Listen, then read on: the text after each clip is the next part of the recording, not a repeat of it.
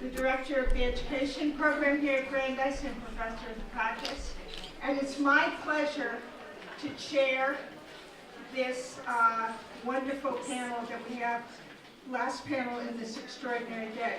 Now I have to tell you that Joyce has given me instructions. Of course Joyce isn't back in yet, but she has given me instructions. She said nobody is to say anything nice about her in the last panel because she's, I mean it. I told you.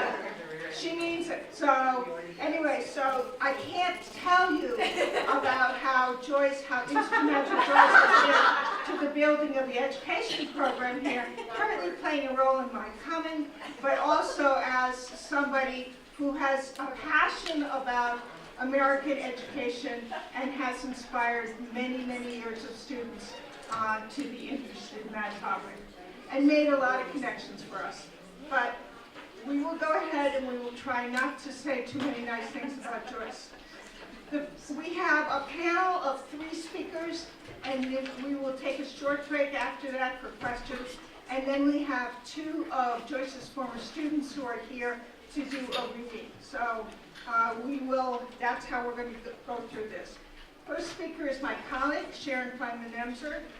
She is the Jack, Joseph, and Morton Mandel Professor of Jewish Education at Brandeis University.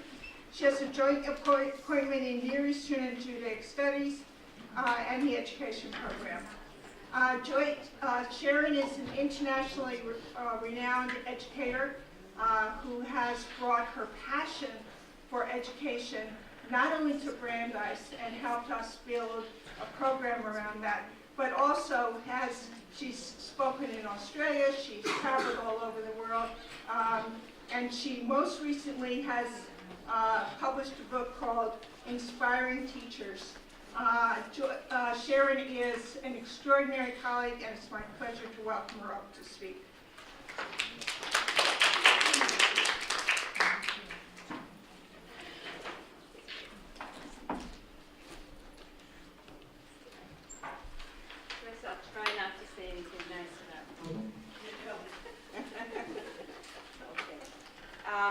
I'm delighted to be here and to explore the multifaceted career and accomplishments of our dear friend and colleague, Joyce Antler, and to be part of this panel. We've heard mention of Lucy Sprague Mitchell this morning, but we haven't spoken very much about her, and I want to drill down a little bit on Joyce's biography of Lucy Sprague Mitchell, who belonged to a group of sort of modern mothers and women in the early 20th century who embraced marriage and children as well as careers, whose personal wealth made it possible for her to combine a family life with a rich professional life. And I'm especially interested in Lucy Sprague Mitchell as a progressive educator.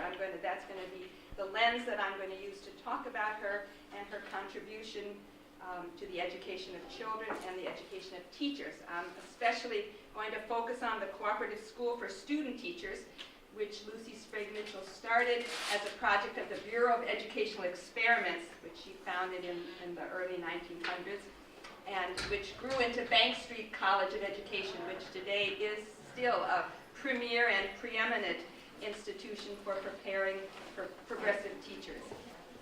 And talking about the spirit of I'm doing a little gloss on my title. And talking about the spirit of progressive education, I'm going to limit myself to John Dewey. Okay, so this is the book, and here's our friend John Dewey, an early picture of John Dewey, who was the leading philosopher of the 20th century, a champion of democracy, a forward-looking educational crusader, an advocate for social harmony, and certainly the central theorist of progressive education, even though by the 40s he was distancing himself from that movement because of the direction that it took. But Phil Jackson likes to observe that Dewey was far more of a social activist than most of his fellow university academics. And one of the most compelling expressions of his activism was his founding of the laboratory school at the University of Chicago. sort of a quintessential expression of the synthesis between his developing educational ideas, his philosophical ideas, and his social consciousness. I reread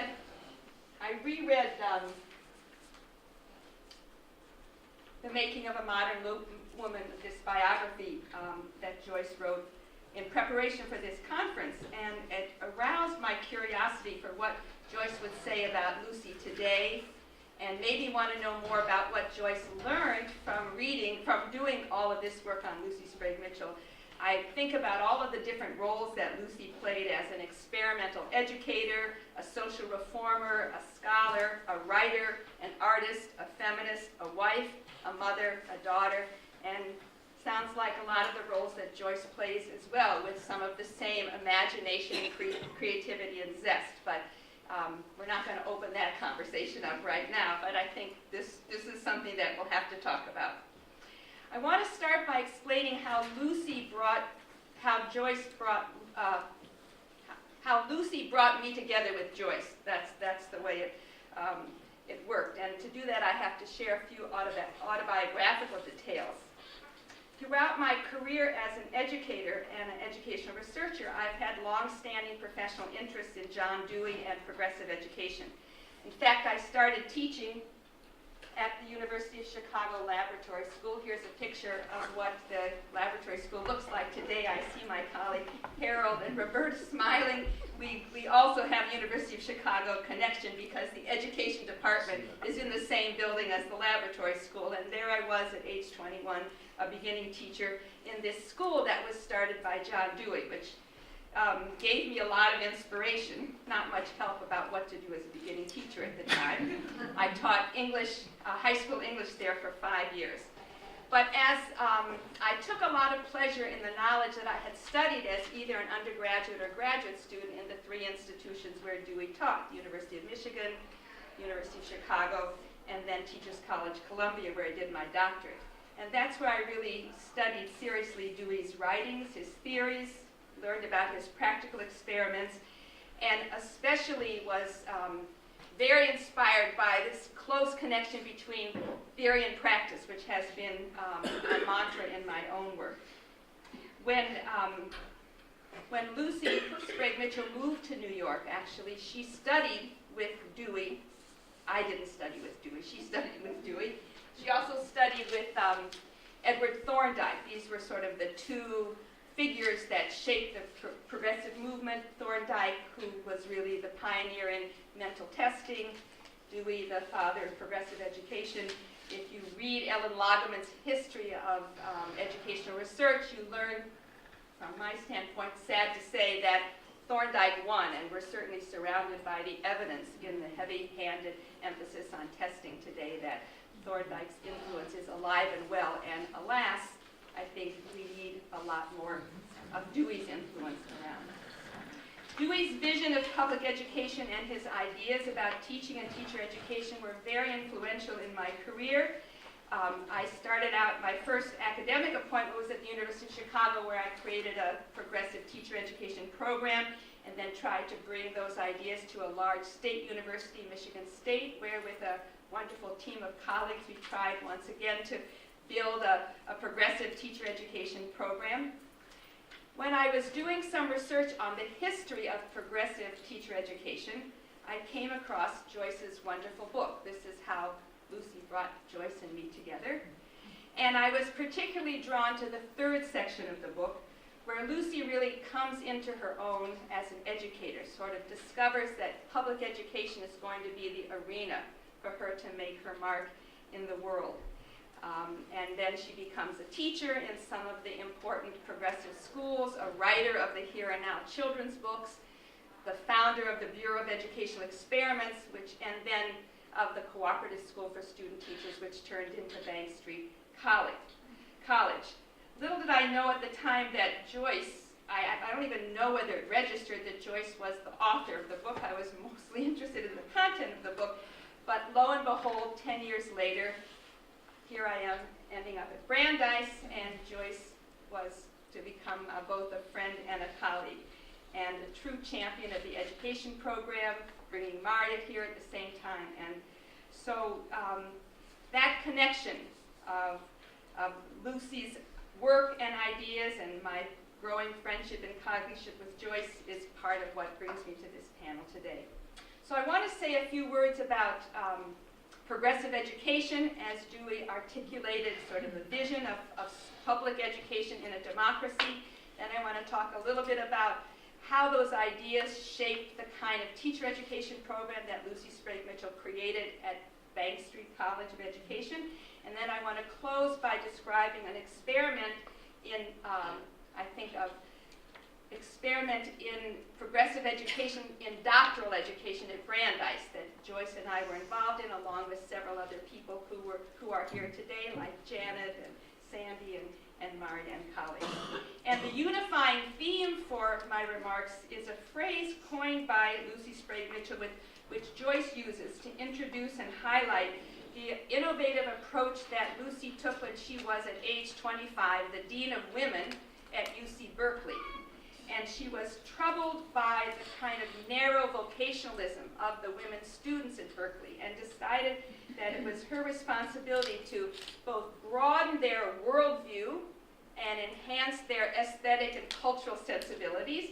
And she began taking women undergraduates on field trips around San Francisco to learn about the social and civic life that surrounded them. And so they went off to explore settlement houses or the wharfs in San Francisco or children's health centers, and then they would come back and discuss the social problems that they had been trying to understand through these trips firsthand at her home, where she also read poetry to them and introduced them to music.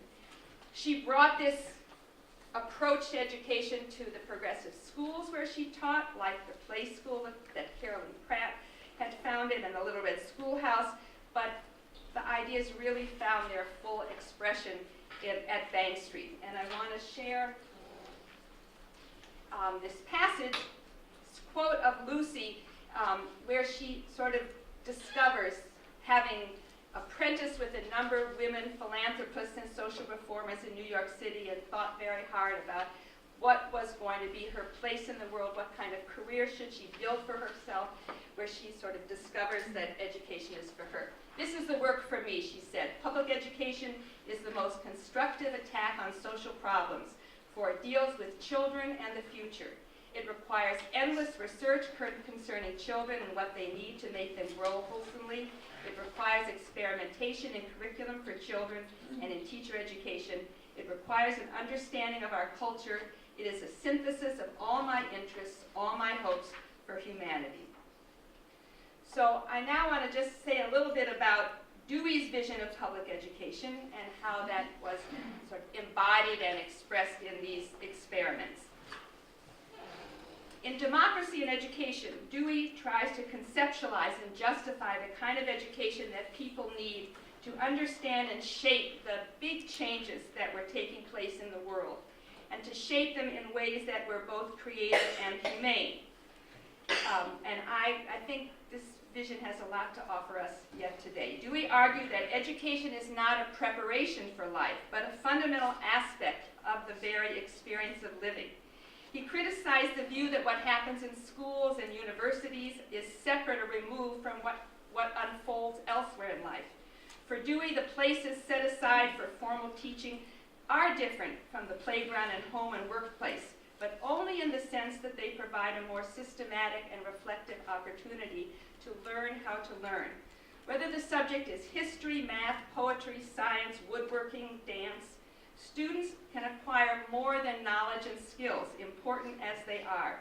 They can also develop the disposition and ability to think, to inquire, to judge, to question, and to communicate, which are the very human qualities that give rise to the things that people study and value, like the disciplines.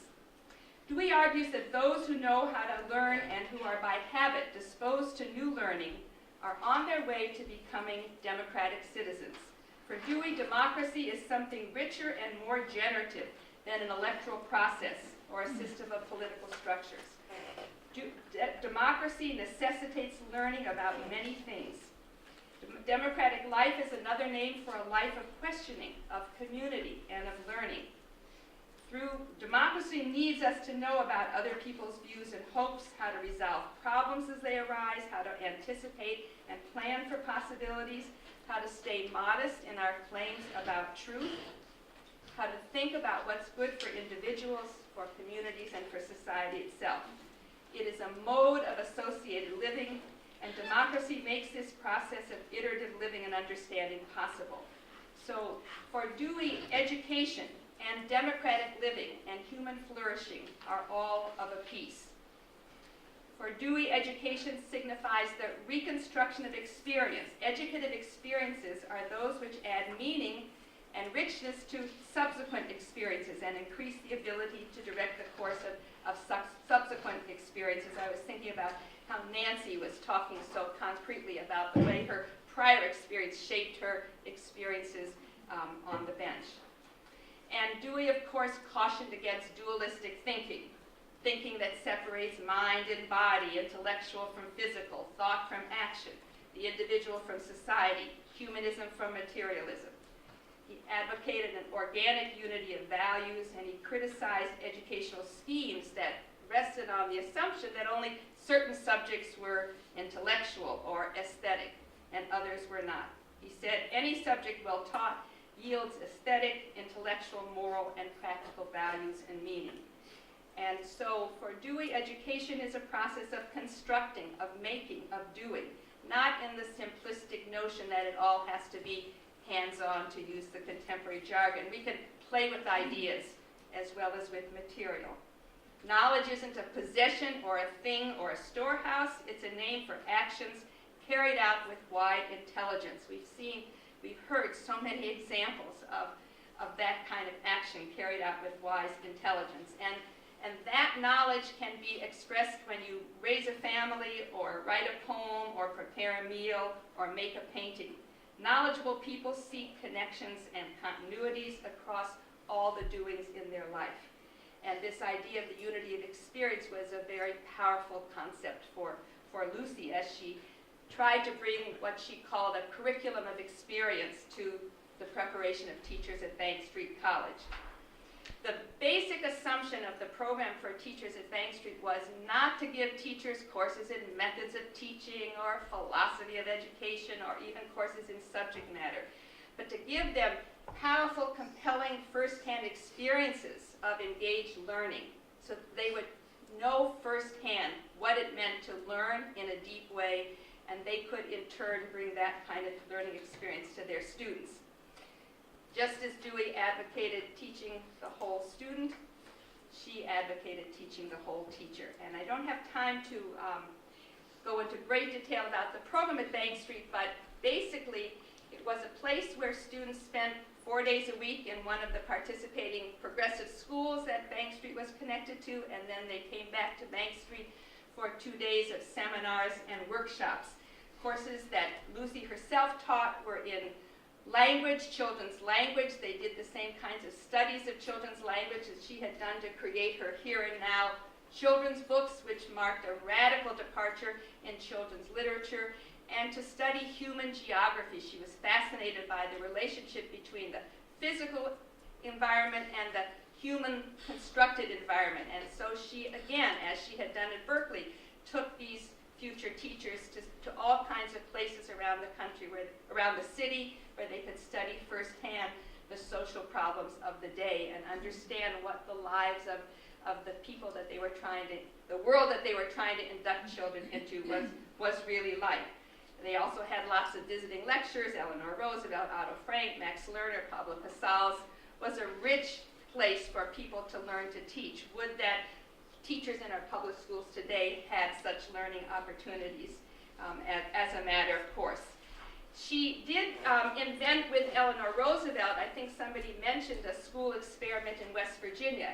She was invited to be on an advisory committee for the Arthurdale, West Virginia school experiment. And then she and Eleanor took 28 students to West Virginia to again study the physical and human geography, to learn firsthand about the problems of poverty, to spend some time in Washington, D.C., and then this idea of the long trip became one of the signature pedagogies of the Bank Street program. I see already that I'm out of time, so I'm just going to name the experiment that I was going to tell you a bit more about. It was an experiment that Joyce and I and others participated in for doctoral students. The Spencer Foundation had been creating programs around the country in research universities, giving fellowships to graduate students doing research in public education, and they decided to create a new variation on this program, which they would support doctoral students in disciplinary departments who were doing their research in some educated-related programs. So Joyce and I submitted a proposal and got a grant, which ended up giving us 6 years of funding in order to give modest stipends to doctoral students around Brandeis in many, many different departments who were doing their doctoral research in some topic related to education broadly defined. And we had people from English and history and comparative history and Heller and anthropology and sociology and psychology and computer science.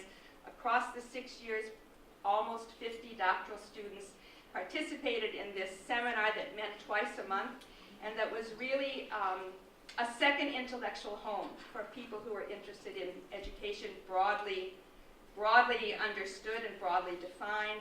We did many, many things. We didn't take field trips, but we certainly played with ideas. We created an interdisciplinary conversation that was non-hierarchical, with faculty and students learning with and from each other. We explored the meaning of education. Students presented their research, and they were very challenged by the opportunity to talk to people outside of their field about the work that they were doing and try to make it intelligible to people outside their field. I'll close just by reading two statements by two students in one of those years of this seminar. I didn't have a chance to name all the wonderful faculty who participated in it, Maria being one of them, but I think this was for students a kind of community of emerging and veteran scholars participating in a cross-disciplinary conversation, that unity of intellectual experience, connecting the mind and the heart in a very powerful way. One student wrote, "The Spencer Seminar constantly forces me to think about how to translate my ideas and thoughts about my own research to a more diverse audience. There's something very helpful about having to do this in a diverse group of people. There's a certain level of accountability one feels to making sure that each person can understand you." Another wrote, "It's especially useful to have this multiple disciplines of professors and students in the sense that I have a much more enriched understanding of various ways of knowing and studying education. My definition of education has been vastly expanded from something primarily focused around schools to an ongoing enterprise that transcends schools in both the institutions and the people engaged and the formality of the enterprise." So I think that we promoted a very progressive concept of education and created a community of learners that was rare and precious. And even though I'm not going to compliment her, you can imagine Joyce's, I was laughing about somebody earlier this morning talked about how Joyce always showed up with way too many projects on her plate, too many assignments, and how did she manage to run around the country and give all those talks and finish her books and take care of her family. And I laugh about the two of us taking on top of our full agendas, this Spencer Seminar, and how, the weekend, 2 weeks before the seminar was launched, we would meet sometimes in New Hampshire to generate the themes for that year's program based on the specific work that students were doing. But it was a real exciting intellectual ride with a lot of warmth and generosity, and Joyce's spirit and vision was a big part of making it happen.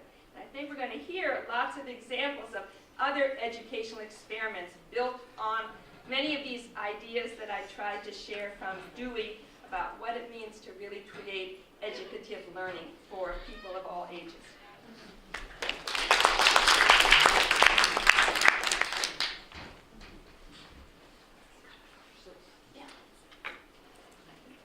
Thanks so much, Sharon. I have the unenviable task of trying to keep people who have so much to share with us inside a time limit, but I'm going to do that. Our next speaker is Laura Browder. She is the Tyler and Alice Hines Professor in American Studies at the University of Richmond, and she is the executive producer of the PBS documentary, The Reconstruction of Asa Carter, based on her book, Slippery Characters, Ethnic Impersonators, and American Identities. She is currently working on a biography of her grandfather, Communist Party leader Earl Browder. Her previous books include Her Best Shot, Women and Guns in America, and Rousing the Nation, Radical Culture in Depression America, which was named a Choice Outstanding American Book. Her play, Sheep Hill Memories, Carver Dreams, was produced in Richmond in 2001 and 2002. Her play, Spitting into the Wind, was produced in 1990 by Boston's New Ehrlich Theater. I'd like to say you're going to hear on this panel not just about education, but also about theater, because those two frames or ways of thinking about it are part of what Joyce brings to her classrooms, has brought to Brandeis, and is reflected right here in this panel. Let's welcome Laura.